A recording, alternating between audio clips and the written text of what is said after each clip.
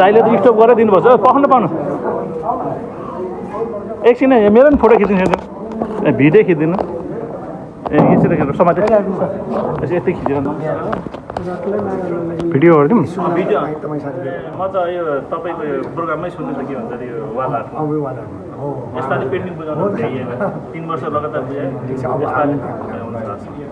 Video video मेरो पनि खुसी हेरिन्छ अर्को चाहिँ content of art feeling of art त्यही मैले भने स्टार्ट छ तपाईँको नाक चुच्चो चुचै नाक छ मैले चुच्चो भने त्यो आर्ट भएन चुचै नाक छ मैले चुच्चो भने त्यो आर्ट भएन मलाई नाक चुच्चो नहुन है तेरो भत्काइदिन्छु फरक पऱ्यो नि तेरो नाक चुच्चो भनेर तेरो नाक ठडियो भनेर गफ नगर तेरो नाक भत्काइदिन्छु अब यहाँ फरक पऱ्यो कुरो जानु नाक राखेर बोल त्यसैले कहिले काहीँ कलाको पनि त्यो खाले हुन्छ कि त्यसैले यस्तो कुरामा चाहिँ त्यो क्रेडिटनेस नम्बर नआउन सक्छ फुल पनि धेरै थरी हुन्छ नि एउटा फुल कहाँ पुग्छ एउटा सम्मानको लागि एउटा फुल पनि धेरै थरी हुन्छ नि एउटा फुल कहाँ पुग्छ एउटा सम्मानको लागि एउटा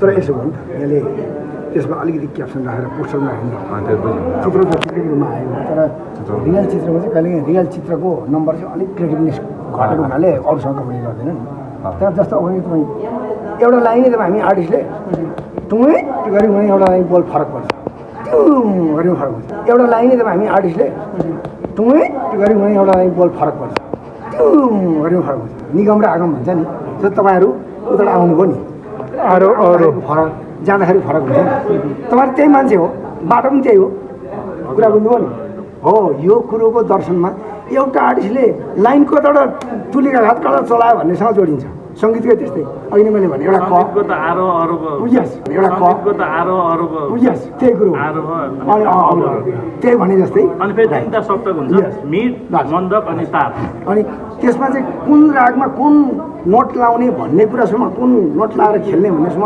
रागसँग थाहा तपाईँले सङ्गीत थाहा छ राग भनेको त्यही निश्चित ठाटहरू निश्चित बोलहरू बोल्नुपर्छ निश्चित सस्टेनमा बोल्नुपर्छ त्यो भन्छ नि भने जस्तै यो आर्टमा पनि यो रङमा पनि अनि लाइनमा पनि त्यसैले हामीले क्रिएटिभनेसमा चाहिँ एउटा जजमेन्ट गर्दाखेरि ग्रामर अफ आर्ट हेर्छौँ अर्को कन्टेन्ट अफ अनि एक्सप्रेसन अफ फिलिङ त्यो कुराले के फिलिङ गराएको त्यो अर्थ जस्तो मैले यस्तो गरेँ फरक पर्छ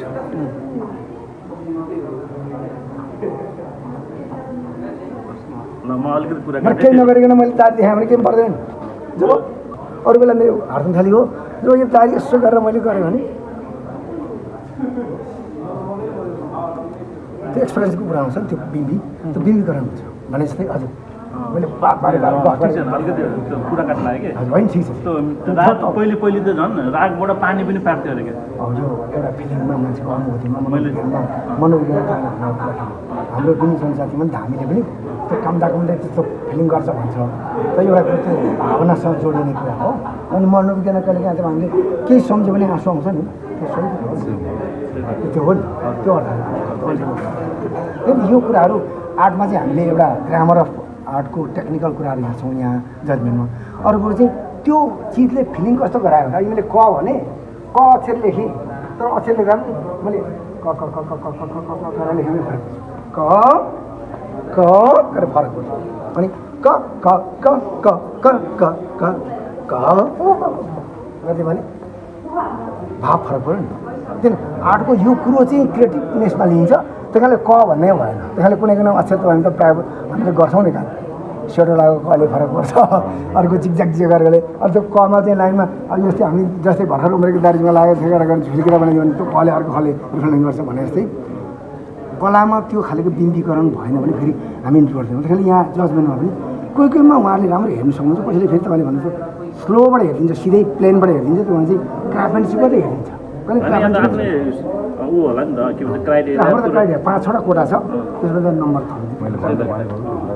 त्यही चाहिँ एउटा हाम्रो मिस्टेक त्यो थाहा नभएर मिलाउन सक्दैन भनेको पहिला भन्ने ग्याप भयो प्लेन एयर का एक हमारे घर में सबसे बड़ा वो है उनके लिए मुझे प्लेन एयर का एक वीडियो शूट करना था, तो मैंने सुबह सुबह गलत एंगल, गलत वो जो चूज़ किया, जो मैं वहाँ खड़ा हुआ था, वो बहुत ही गलती करी, क्योंकि मैंने जब स्टार्ट किया था मैंने रियलाइज़ भी नहीं किया कि सन इधर आ जाएगा, तो सन इधर आ गया और सब कुछ ही ख़त्म हो गया। तो वो वेस्ट हो गई मेरी पूरी बैटरी उसी पे, और आज मेरा फिर दिन ख़राब हो गया, मैं कुछ नहीं कर पाया। तो अब कल फ्रेश मूड से सही जगह पे बैठेंगे तो वहाँ करेंगे। और मैं सोच रहा हूँ फिर यार थोड़ा सा छोटा ही करूँ, ये I like this kind of sizes, इसके अंदर ज़्यादा अच्छा रहता है। जैसे ये साइज, ये बहुत फैंटास्टिक साइज है। ऐसे साइजेस के ऊपर काम करने में ना प्लेन एयर ज़्यादा, वो फुल पे कर रहा है। टाइम नहीं मिलेगा प्लेन एयर में, तो मतलब कर क्यों रहा है मुझे नहीं समझ नहीं आया, वो क्या कर रहा है, करना क्या चाह रहा है वो चीज़ सही नहीं है मेरे हिसाब से। जब आप प्लेन एयर करने जाते हो तो आप किसी को दिखाने के लिए नहीं कर रहे होते, सीखने के लिए कर रहे हो। तो हम करते ही प्लेन एयर इसलिए, नहीं तो स्टूडियो में नहीं कर सकते, फ़ोटो खींचा और स्टूडियो में किया। तो हम प्लेन एयर इसलिए कर रहे थे क्योंकि हमें सीखना था। एक्चुअली वो सब परफॉर्म करने की सोच रहे हैं। मैं खुद यहाँ स्ट्रगल कर रहा हूँ, मुझे समझ ही नहीं आ रहा कि कैसे होगा। तो फुल शीट पे बनाया, वो मुझे हंसी आ गई यार, माहौल को देखकर फुल शीट पे बनाया यार, क्या डेयरिंग चीज़ कर रहा है यार। मैं सबको देखकर पहले निकल रही थी, फिर नहीं मैं छोटा ही कर हाँ, मैं कह तो रहा हूँ ये बहुत अच्छा साइज है, ये फैंटास्टिक साइज है। ऐसा साइज सबसे बेस्ट साइज होता है जब आप प्लेन एयर करते हैं, क्योंकि प्लेन एयर कभी भी फाइनल पेंटिंग नहीं होती है। प्लेन एयर सिर्फ स्टडी टाइम होता है आपका, और आप फिर स्टूडियो में जाके भी उसको दोबारा से बड़े में कर सकते हो। लेकिन यहाँ पर सारे सोच रहे हैं कि वो फाइनली पेंटिंग है और वो बेस्ट मास्टरपीस होना चाहिए। ऐसा नहीं होता, किसी का नहीं आएगा। दुनिया में 99% आर्टिस्ट जो प्लेन एयर करते हैं वो सक्सेसफुल नहीं होते, हैं। लेकिन सबसे ज़्यादा आप गलती करते हो ना, अच्छा नहीं बनता ना प्लेन एयर, फिर भी आप सबसे ज़्यादा सीखते प्लेन एयर से, क्योंकि वही एक बहुत बड़ा चैलेंज है कि इस वक्त देखो लाइट चेंज हो रही है, आप लाइव बना रहे हो, आपको सब कुछ दिख रहा है, आपको क्या लेना चाहिए क्या नहीं लेना चाहिए, ये बहुत इंपॉर्टेंट चीज़ है ना, कि कैसे डार्क फ्रंट है ना, फोरग्राउंड बैकग्राउंड, डिफ्यूज़ डिस्टेंस कैसे मेंटेन होगा। It's a big challenge. मतलब बड़े बड़े लोग नहीं कर सकते यार उस चीज़ को। आप जोसेफ को देखो, अल्वारो को देखो, आप अगर लाइव देखो उनके, बहुत अच्छा नहीं है। कभी भी मैंने तो नहीं देखा कभी अल्वारो का कि अल्वारो ने बहुत ही स्ट्रॉन्ग काम किया हो उस लेवल पे, लेकिन वो मास्टर हैं। आप सोचो, मैं अगर इनके नाम ले रहा हूँ तो इसलिए ले रहा हूँ क्योंकि ये वर्ल्ड के लीडिंग मास्टर्स हैं। मतलब क्योंकि वो स्टडी होती है, आप जब बाहर जाते हो तो आप सीखते हो, और वहाँ आप अपनी गलतियाँ देखते हो कि आप क्या कर रहे हो, फिर आप स्टूडियो में आते हो और उनको ख़त्म करने की कोशिश करते हो, और अपना बेस्ट आपको समझ आ जाता है, रियलाइज़ होता है आपने क्या गलतियाँ करी हैं, अब मुझे नहीं करनी चाहिए। और हर बार ये एक नया चैलेंज होता है प्लेन एयर, तभी हम सब यहाँ पर बैठ के कर रहे हैं। लेकिन वो सब स्टार्ट हो गए एकदम बिना रियलाइजेशन की, घूमे, जगह देखें, स्पॉट अच्छा कौन सा है, कौन सा अच्छा एंगल बनेगा। They are not thinking that, they are just okay, ये कंफर्ट जोन है, ये छाया है, मैं यहाँ से बनाऊँ। मैं हमेशा एक ही बात बोलता हूँ कि कभी भी बेस्ट शॉट्स आपको आपके कंफर्ट जोन से नहीं दिखते हैं, है ना। अगर मेरे को अच्छा शॉट लेना है तो मुझे धूप के ऊपर मतलब छतरी लगा के करना पड़ेगा। वो ऐसी जगह होगी जो वहाँ से एंगल ही, मतलब आप खड़े नहीं हो, गंदगी है, कुछ है, आप खड़े नहीं हो सकते। अदरवाइज़ मैंने देखा कोई भी सब अपने कोने पकड़ लेते। अरे यार मैं कब अभी मैं परसों शांति निकेतन से ही वापस आया था वेस्ट बंगाल से, और वहाँ सारे आर्टिस्ट ना शेड के अंदर जाके बैठ गए। ये अब धूप नहीं आ रही है, और मैं वहाँ शेड में गया, मैंने देखा ओ माय गॉड, सबसे वर्स्ट एंगल वहीं से मर रहा है, सबसे गंदा एंगल वही था, मतलब कुछ था ही नहीं वहाँ। उसको वहाँ से देखकर वो जो बना रहे थे, मुझे लगा यार कर क्यों नहीं है ये, इनको ऐसा क्या दिख गया इस कॉम्पोजिशन में जो इनको अच्छा। इसलिए पहले तो सबसे इम्पोर्टेंट चीज़ है अच्छी कॉम्पोजिशन क्या है, बैड कॉम्पोजिशन क्या है, ये सोचना बहुत इम्पोर्टेंट। और वो तभी आएगा जब आप ढंग से कॉम्पोजिशन को स्टडी करोगे, क्योंकि मैं हमेशा बोलता हूँ कॉम्पोजिशन के कुछ फंडामेंटल्स हैं, है ना। वो फंडामेंटल्स को हम उसको अगर हम बोले तो वो गोल्डन रूल्स भी है, we can say that golden rules, right. तो I always say fundamentals of composition, which is you have to capture the source of light, which is very important in your painting, right. Without source of light you can't create a magic create a drama in your painting. So always try to capture the source of light. Then secondly, for me, important thing is perspective. If there is no perspective, you can't even think of distance, you know. You can't show the distance, depth in your painting. So whether it is a single point or 2 point or 3 point, we can see 3 point also here. But in many cases, maximum cases, you can see single point or 2 point perspective in your painting. Right? So these 2 points are very important. For me, every painting, every spot is just like a theater. Right? So I say it staging and posing. Okay? This is just like a stage. How you arrange your composition with your figures and with your elements, that is important. कि एक stage के ऊपर क्या होता है, light का role क्या होता है, कहाँ से सोर्स ऑफ लाइट आ रही है, कैसे ड्रामा, कैसे उसके वॉल्यूम और डेप्थ बन रही है, उसकी शैडोज़ क्रिएट हो रही हैं, कैसे प्लेसमेंट हो रही है फिगर्स की, ये बहुत इंपॉर्टेंट है. हर जगह फिगर दिखाने वाली जगह नहीं होती है. तो वही सीखना है कि ये स्टेज और थिएटर की बात है, लाइट, कैमरा, व्यूअर, उसकी बात है. मेरे लिए 4th पॉइंट बहुत इंपॉर्टेंट है, एंगल्स और व्यूज़, है ना.